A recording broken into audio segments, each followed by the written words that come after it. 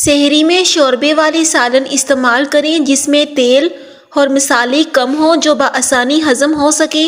कोशिश करें कि ग़िज़ा में रेशा का ज़्यादा इस्तेमाल हो, मसलन फल और हरी सब्जियों का इस्तेमाल करें क्योंकि ये आहिस्ता आहिस्ता हज़म होती हैं और इनके इस्तेमाल से दिन में पेट खाली महसूस नहीं होता और उनके ज़रिए जिस्म को पानी भी मुहैया होता रहता है। इफ्तार के वक़्त खजूर और फल का ज़्यादा इस्तेमाल किया जाए और फ़ौरन पानी ना पिया जाए। आम और खजूर के मिल्क शेक बना लें और शरबत इस्तेमाल करें।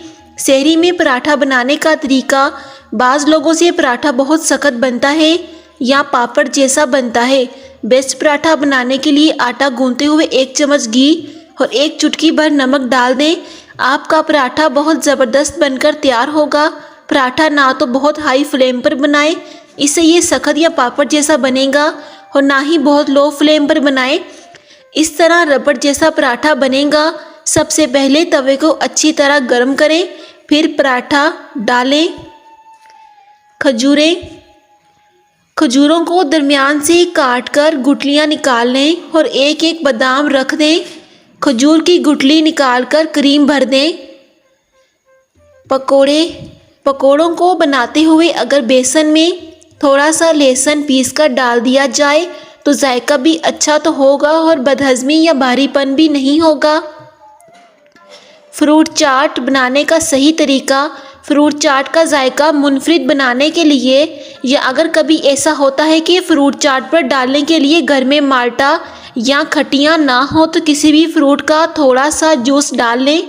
इस मकसद के लिए आप डब्बे का जूस भी इस्तेमाल कर सकते हैं और फ्रेश भी। साथ थोड़ा सा नींबू निचोड़ लें। आपकी मज़ेदार चाट तैयार है। मज़ेदार फ्रूट चाट के लिए हमेशा खट्टे और मीठे दोनों फलों का इस्तेमाल करें, लेकिन क्रीम चाट बनाने के लिए सिर्फ मीठे फलों का इंतखाब करें। समोसे बनाने का सही तरीका। ज़्यादातर लोग समोसे इकट्ठे ही बनाकर फ्रीज़र कर देते हैं, लेकिन अक्सर औकात समोसे फ्रीज़र में कूलिंग कम होने की वजह से एक दूसरे से चिपक जाते हैं। इस मसले के हल के लिए समोसे बनाने के बाद फ्रीज़र करने से पहले इन पर थोड़ा सा कॉर्नफ्लोर या मैदा छिड़क दें। बिल्कुल भी नहीं जुड़ेंगे और खस्ता भी बनेंगे। रमज़ान में वक़्त की बचत। रमज़ान में टाइम की बचत करने के लिए और काम को आसान बनाने के लिए पहले ही ज़्यादा से नींबू का रस निकाल कर इनको आइस क्यूब ट्रे में डालकर फ्रीज़ कर लें। फिर बस जब चाहिए हो या देर हो रही हो तो फ़ौरन से जितनी क्यूब चाहिए निकाल लें और शरबत या चाट पर डालें और काम को आसान बनाएं। लहसुन अदरक के पेस्ट को ख़राब होने से बचाने के लिए थोड़ा सा ऑयल डालकर मिक्स कर लें। पेस्ट जल्दी ख़राब नहीं होगा। और अगर लहसुन अदरक का पेस्ट सब्ज़ हो जाए तो थोड़ा सा सिरका डालकर रखें।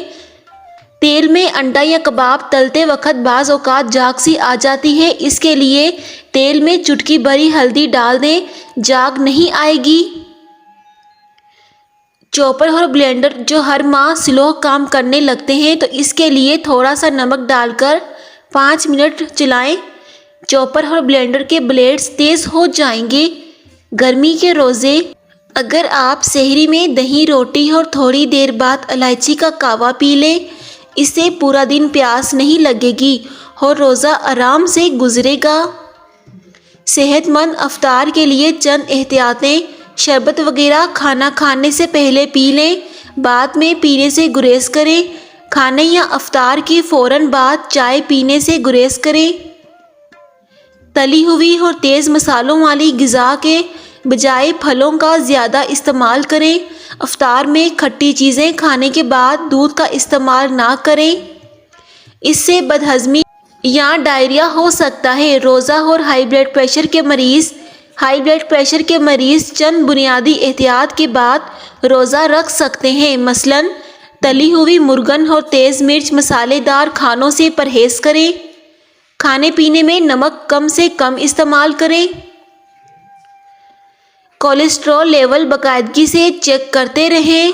कोलेस्ट्रॉल में तवाज़न रखने के लिए सेहरी में निहार मुँह 1 गिलास पानी, 2 चम्मच शहद और 1 नींबू का रस मिलाकर पी लिया करें।